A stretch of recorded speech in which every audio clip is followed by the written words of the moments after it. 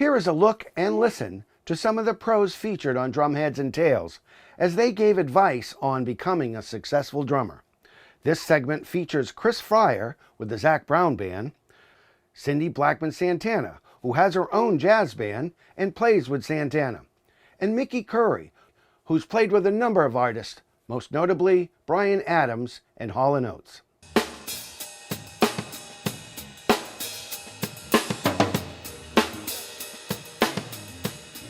If you were to say something to a real young drummer, somebody... oh, wow. What would your advice be to somebody that's starting out?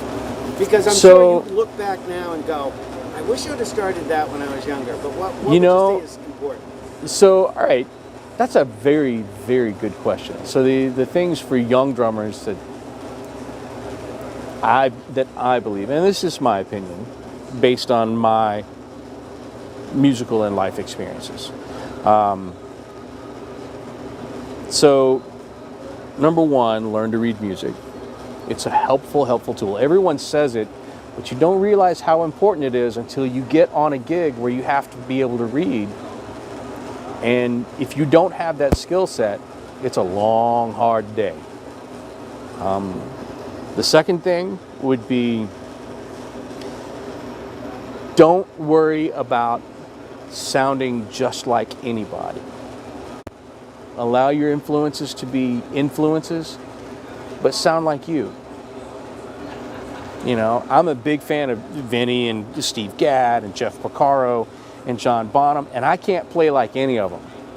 You know, I can't. So I leave that to them. So that's number two. Number three, never sell your gear, right? Never sell your gear. If you can find a way to survive in the world without having to sell your equipment to pay bills, do it. Because if you sell your gear, then you can't work and you can't practice. You know, that's a good one. That's definitely a good one. I think the last most important thing is success is how you choose to define it. That's really, I'm a firm believer in everyone can be successful. And granted, the level of success that you achieve, that's defined by you. You know, so for some guys it might be having a garage full of fancy sports cars. For other people, it might be having an enormous mansion with a maid and a butler. You know, for some people, just being able to conquer paradiddles. You know, one day I want to be able to conquer paradiddles. You know, and if they do, then they've become successful. And so you can set short-term goals and long-term goals, and you can be successful at all of it, but you have to define what success is and what it's going to be. Because if you don't define it as it applies to you, then you can never be successful. So, for me, success has always been defined very simply. And I tell this to everybody. At the end of your tax forms, there's a box where you sign your name, right? And then to the right of that box, there's another box that has occupation. And you're supposed to write in what occupation you have.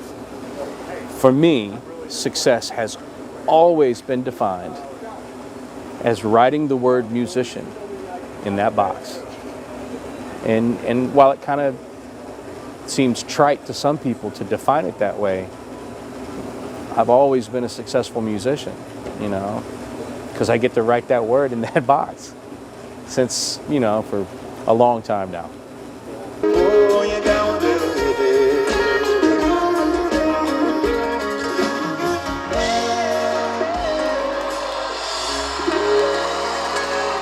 Chris Fryar.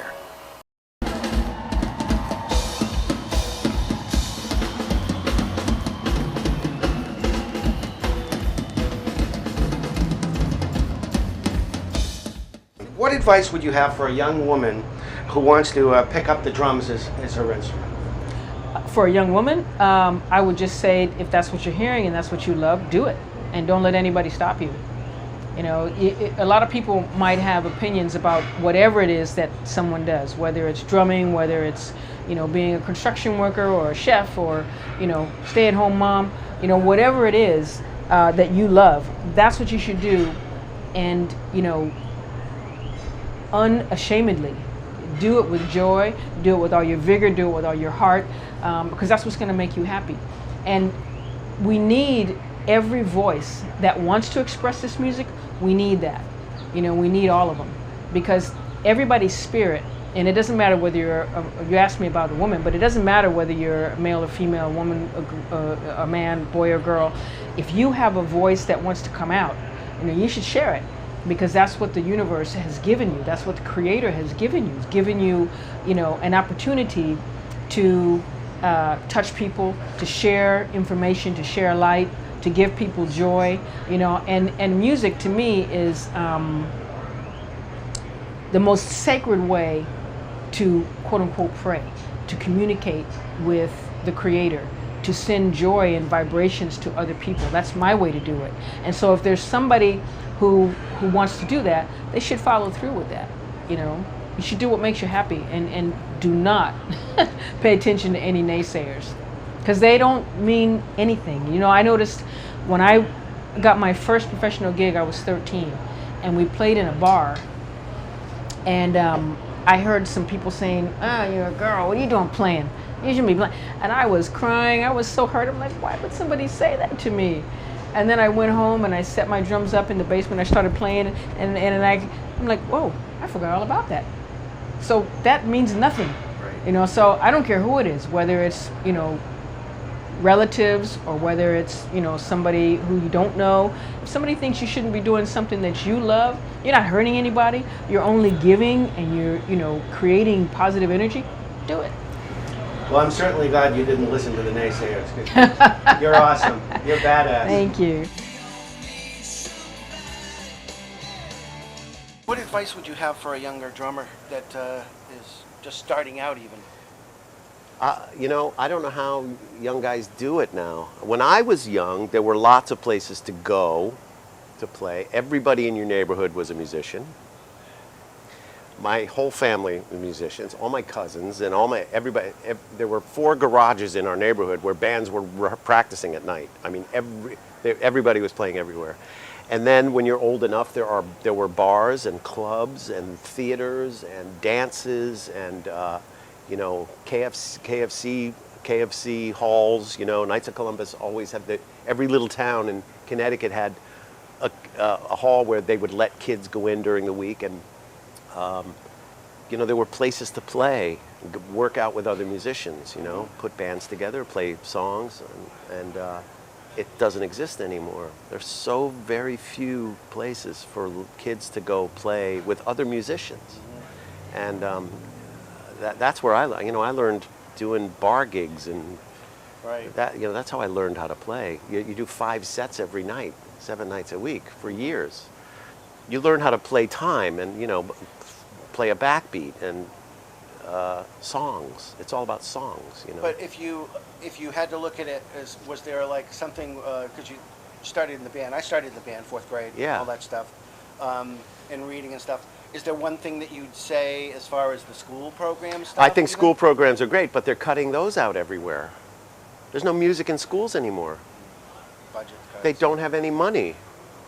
You know, so, you know, I do what I can locally. You know, you sort of donate stuff, or you know, I would donate my time if needed to do that or whatever. But yeah, there's just no place for young kids to do it. So, you know, they're doing it in their basement, or they're doing it in their bedrooms, or they're doing it, you know, online with someone taking. I mean, I'd encourage any kid to just stick with it, and you know, try to find other musicians and play with other people. You know, live music is really important, and sitting in a room and working it out together is really important. Thanks for watching this video, and don't forget to like and subscribe to my channel. For Drumheads and Tales, I'm Bob Evans.